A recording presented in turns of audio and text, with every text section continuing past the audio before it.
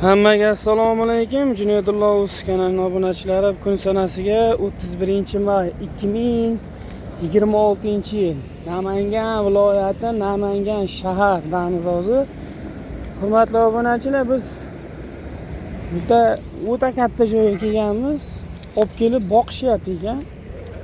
Mana shular hozir bir joyda qo'ra qilinyapti, boqqani. Hozir bu yerda 5,5 ming donami 6 ming dona qo'yib kelgan.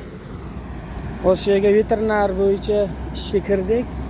Mana shu yerga hozir qo'ylarga polностью lichenalari qilinyapti. Kuniga 100-150 ta qo'yga lichenasi qilinadi. Jigar qurtiga, bitiga, vitamin.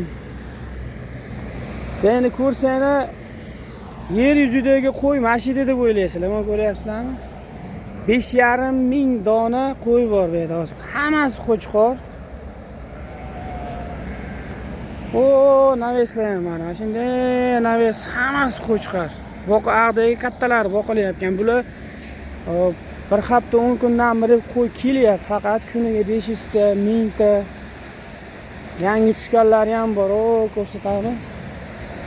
Mana shu qo'zi qo'chqorlar. Bu yerda obunachilar, qo'yga qiziqadiganlar obuna bo'lib, like bosib borasizlar. Men o'zim ham birinchi marta bunaqa ko'p qo'y ko'ryapman. Bu qo'y sanab beda sanog'ini chiqarib bo'lmaydi. Bularning aytishi bo'yicha kelgan qo'y 5,5 ming, 6 ming donaga yaqin qo'y bor deyishyapti. Hammasi Surxondaryo, Qashqadaryo, Qirg'izdan kelgan qo'y bor ekan, hozir ko'rsatamiz. Kecha 1000 dona tushibdi.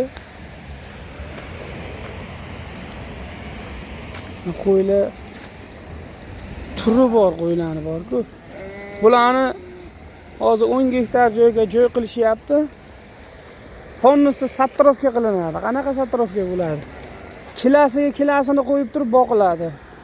60 kilolilar alohida, 50 kilo, 40 kilo, 30 kilo, 35, 20, 25, mana shu eng kichkinasi shu 30 kilolik qo'zi qo'chqorligi. Ichida kattalari ham bor, qo'yga qo'shadiganlari ham.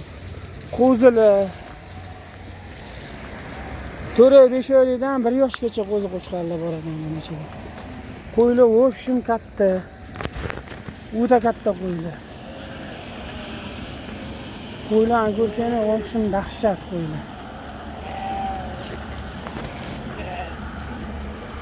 Va o'zim ham birinchi marta bunaqa qo'y ko'rganman. Qo'zi qo'chqorlarni. O'shim dahshat. Boshliq keldi.